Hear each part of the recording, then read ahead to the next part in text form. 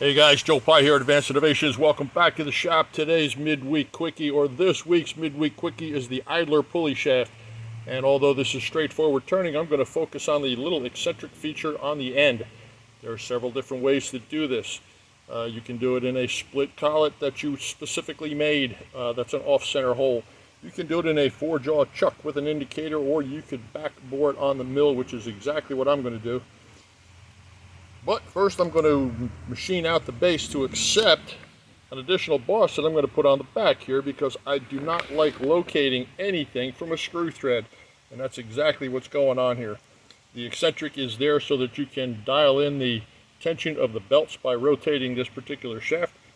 And as usual, I extended the 922 a little bit on either side to accommodate a washer to reduce the friction.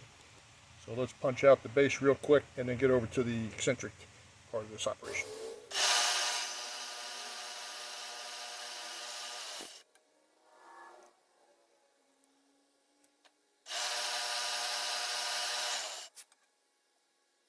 Okay, a really good shop gem for you guys, and this is a valuable one. When you're boring out a hole, have a pin available that's about 5 to 10 thousandths under the size that you want to hit.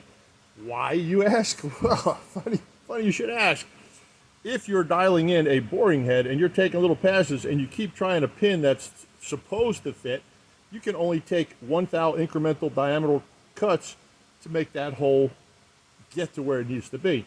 But by using a pin, this is a 198 pin, I'm looking for a 203 hole. This is 5 under. So if this pin does not fit in this hole, I know with every try, every pass of the boring bar, I can go at least 5 on the diameter cut before this pin drops in. Once this drops in, I use pin that is 2 away and one that is right on size, so I can take finer cuts. That is a very valuable, very time-saving tip. Use that. Okay, let's finish. 198 going for 203, just because.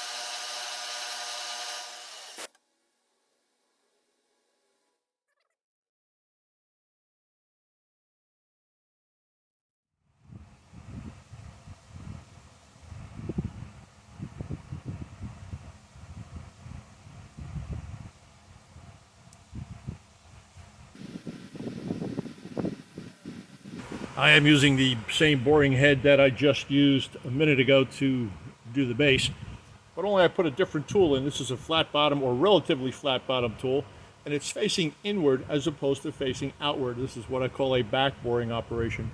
I am going to pull the tool towards me, or reduce the diameter of the cutting ability of this tool as I go. I want to see about a 187 deep, 203 thousandths, 5 millimeter ish feature on this when I'm done. Don't forget to turn the machine in reverse when you do this, or all you're going to do is burn a mark on the top of your part. Let's do it.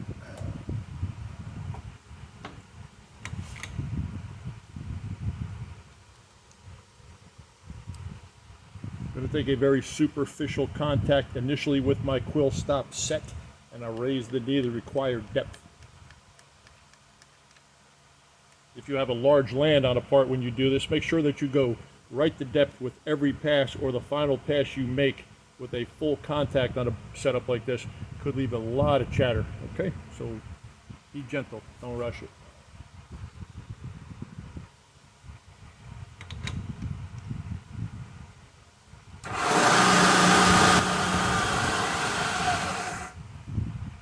Forgive the shaky, guys. I got a big fan going today and it is affecting the shot. I'll turn it off here for a second.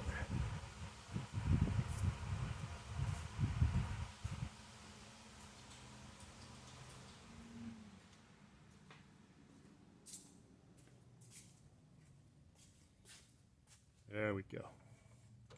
The quill is against the stop and the table is coming up. After I make contact, I'll zero the dial and raise the table to the finished depth.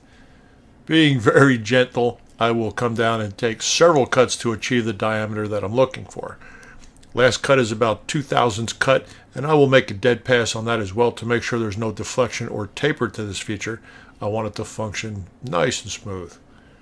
Looking for 203 diameter here. Took a couple cuts. Take your time. Quality takes time.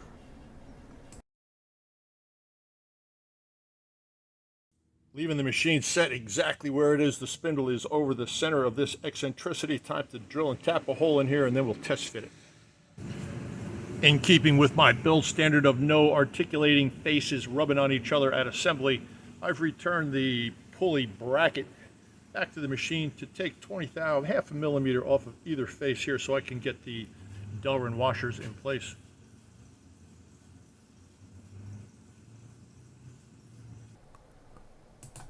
This is an ideal situation to utilize the incremental and absolute zero positions on your digital readout. Once you've achieved the depth of cut on one side, zero it out, switch over to the incremental or absolute, achieve the depth of cut on the other side, zero that one out. If you have to go back, both sides are zero. I used a ball edge end mill, a ball nose end mill, not full spherical ball end mill, but a corner round end mill, so that the run out from the cut was a lot cleaner and less noticeable. If this was square, it would be notched and it would look like a mistake. If you've been following this series, you saw me make this part a while ago. I just opened up the mouth for some 20 thou shims, and this was the thing that in the initial cleaning of this I had pointed out, that little casting deficiency right there, and that's just killing me. I'm going to try a little something on the mill that I have never done, but I think it sounds good. And instead of setting up a rotary table to do this, let's see if it works. Drill chuck, a block of aluminum, and a file. Let's see what happens.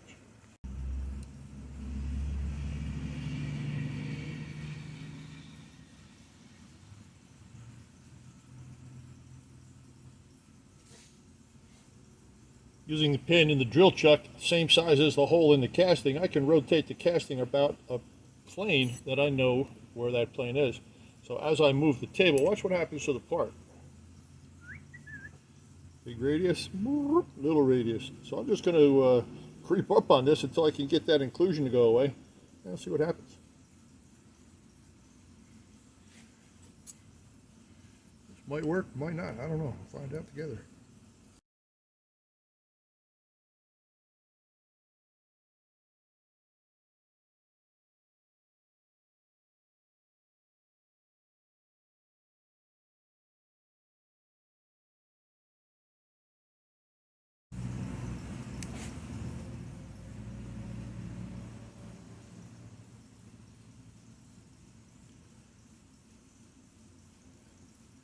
I think that's a very sound practice.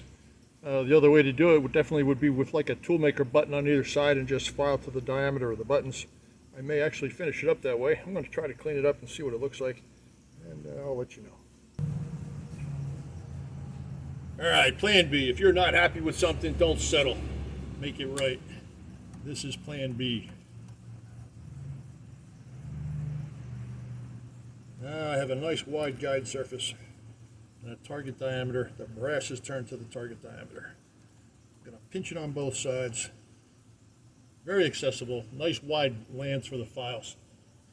Here we go. Just don't turn the machine on.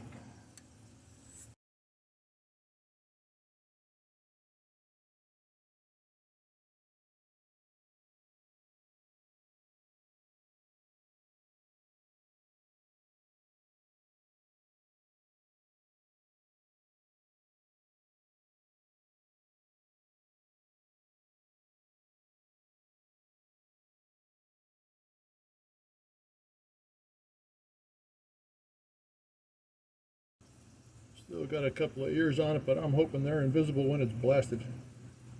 Let's find out. After breaking the edges and blasting it, there is a remnant line on the bottom edge. You could probably file that out if you wanted to, but I would say overall, that is a tremendous step in the right direction. Very pleased with that. That's takeaway number one. Takeaway number two, and the reason for this video was the back boring of this guy right here. That is an eccentric that is on the end of this shaft so that you can adjust the tension between the pulleys on the top and the bottom. It's about a 32 thousandths total throw. What's that? About 9/10 of a millimeter, 0.90 millimeters ish, somewhere in there. And once again, modified. Normally it was supposed to be just screwed to the face of the back casting, but like I said, don't locate anything from the OD of a screw. Just try not to do that. It's really not a good idea. Have a nice stout boss on that. So let's put this thing together and see what it looks like.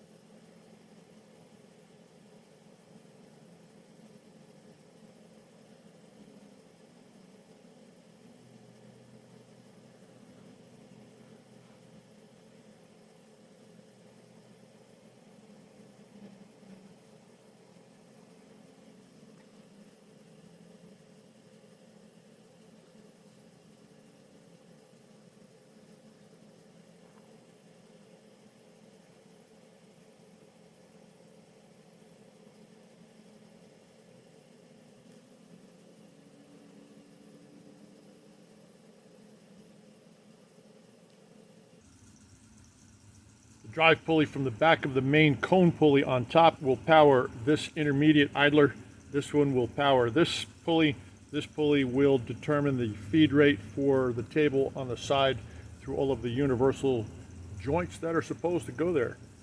Now, if everything is stacked up correctly, this could rotate down and just barely hit that. Let's find out if that's a fact here. Drum roll, please. I'm going to get that right about touching. Lock her down.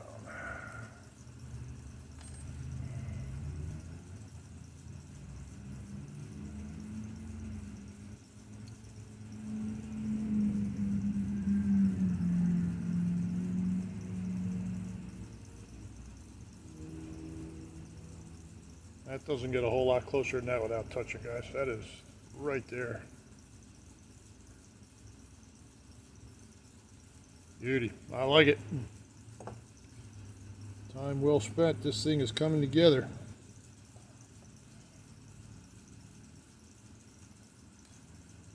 Well, that's it for this time around. Thank you very much for hanging in there. I appreciate you watching. I hope you got something to take away from the eccentric back turning of the center cam. Progress is being made. Wherever you are in the world, I hope you're well, happy, and safe. This is Joe Pye at Advanced Innovations in Austin, Texas. I'm out.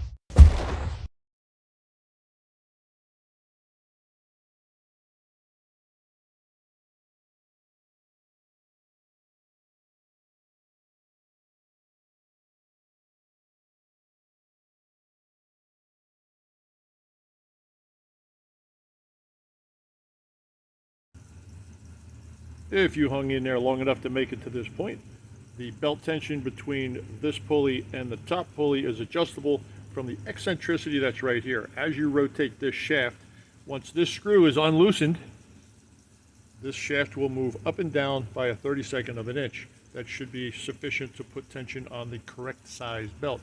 And this arm is adjustable as well, swinging to and fro, increasing the distance between these two pulleys, putting tension on the belt that goes here at assembly. Nice little model. I am very pleased with this so far.